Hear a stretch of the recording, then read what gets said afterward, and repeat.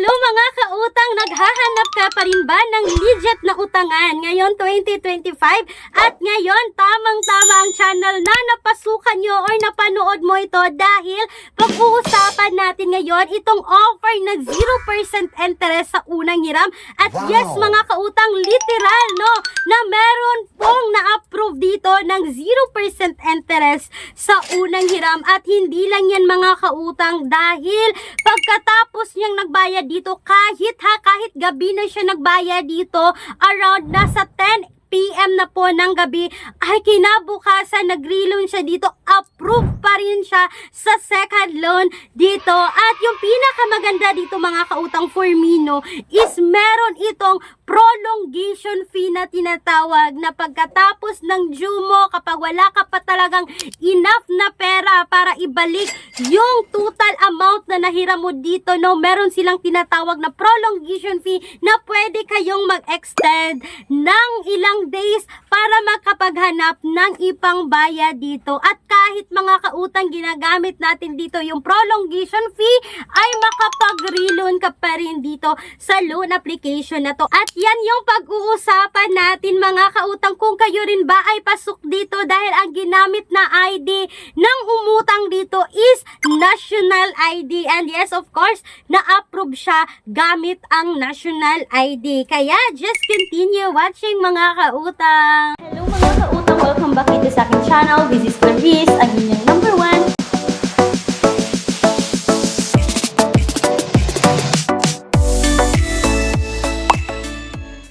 So mga kautang, itong loan application na ito is makikita po sa Google Play Store or sa App Store. At hindi lang yan, pwede rin kayo mag-apply direct website dito. Yes mga kautang no, ang dami pong na-approve gamit ang pag-apply direct website at isa na rin ako dito. So eto na nga mga kautang no, unang hiram mo dito kay Online Loans Pilipinas is 1,000 to 10,000 pesos. Dati mga kautang no, 7,000 lang ito, but ngayon naging 10,000 na. And ito na nga no, na-approve si Ma'am Jane Sal dito ng 1,000 sa unang hiram. At ito po ay 10 days po sa unang hiram na 0% interest rate. Meron lang po itong 55 pesos na disbursement fee mga kautang no, at yung ma-receive mo na lang dito is 945 pesos at babayaran ng 1,000 sa unang hiram dito. So itong disbursement fee mga kautang na 55 pesos is iba ito sa interest rate, kaya nga wala talaga siyang interest rate. Ito lamang po ay kaltas kapag i-disburse na yung pera through GCash or tinatawag nating mga ibang wallets no, tumatanggap dito. So ito na nga mga kautang no, didiretso agad tayo dahil pagkatapos na bayaran ni Ma'am Jane Sel ng 1,000 no, sa loob ng 10 days dito, at kahit gabi na siya nagbayad mga kautang no, alas 10 ng gabi na siya nagbayad dito, nag-reloan siya kinabukasan mga kautang. Nag-reloan siya dito around 9:23 ng umaga, na-approve siya ng 2,000. So makikita nyo mga kautang no, na pwede kayong mamili ng terms sa pagbayad. Pwede 7 days, 15 days, 21 days, or 30 days kapag kayo na ay second loaner dito. And sa 2,000 mga kautang no, babayaran mo ito ng 2,970 pesos sa loob ng 30 days. At mga kautang, 970 pesos, ito po ay nasa 48.5% na interest. So dito na tayo mga kautang sa second loan, medyo may kalakihan na talaga ang interest dito. Akalain nyo 970 in 30 days is medyo malaki na rin. Pero mga kautang pero kapag i-compare natin ito sa other loan application na itong 970 na ito is kinukuha lang or dinideduct lang ng ibang loan application within 7 days na pagbabayad. So kung i-compare natin sa other loan application no, mas okay na rin si Online Loans Pilipinas dahil second loan mo na ito sa kanya. So mga kautang, dito na tayo sa sinasabi kong prolongation fee, at makikita nyo na mga kautang no, na kahit kayo ay first time loaner dito no, pwede nyo nang i-prolong. So mga kautang, kapag hindi kayo makapagbayad within 10 days dito, is pwede kayong mag-prolong no, magbabayad lang kayo ng additional 300 pesos.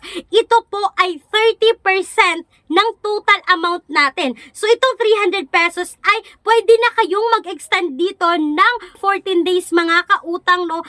At pagkatapos ng 14 days is pwede nyo na rin siyang bayaran ng buo. Pero mga kautang, alam nyo, kahit ilang prolong pa yan, pwede dito sa Online Loans Pilipinas pagdating sa second loan dito. So, eto yan mga kautang, may technique or may tips akong i-share sa inyo dito pagdating sa second loan mo dito, no? For example, itong 2,970, pag dating ng 30 days dito, kung wala kayong pangbayad mga kautang, or ibig sabihin ipalagay na natin na kulang yung pangbayad mo dito, pwede kayong mag-prolong dito mga kautang, no? Ito lamang ay tips, nasa sa inyo na yan kung sindin nyo or hindi. Pwede kayong mag-prolong dito. Yung prolongation fee dito, sabi ko is 30%, ito po ay 600 pesos. So magbayad kayo dito ng 600 pesos mga kautang, so na-extend na ng 14 days yung due nyo dito. Pero yung ginawa ko kasi dito before mga kautang, no, umabot ako dito ng 7,000 na offer dito kay Online Loans Pilipinas. No, ngayon hindi na ako nag-reloan kasi hindi ko naman siya kailangan pa.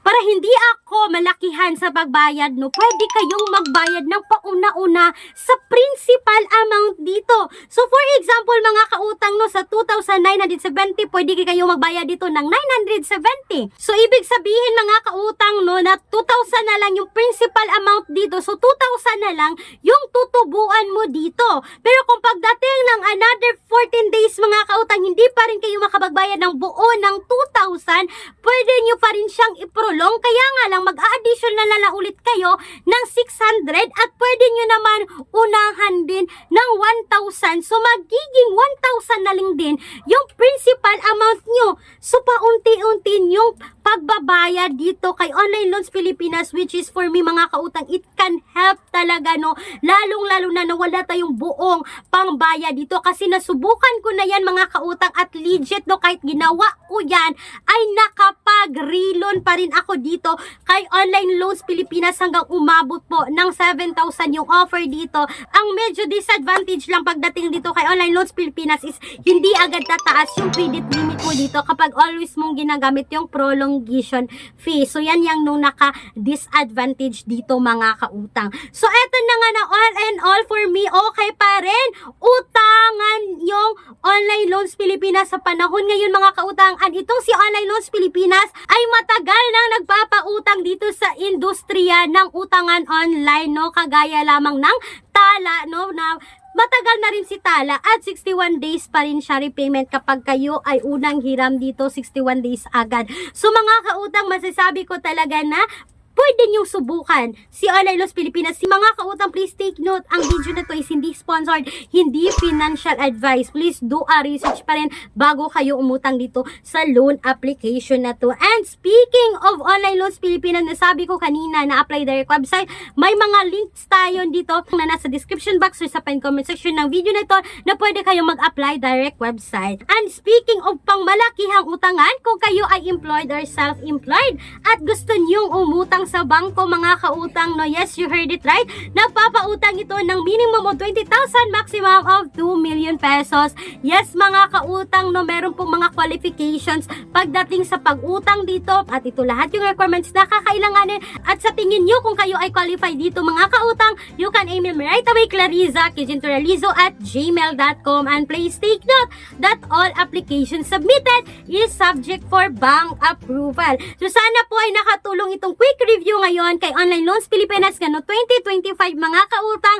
This is Clarice, ang inyong number 1 palautang dahil utang is life. Bye bye mga kautang!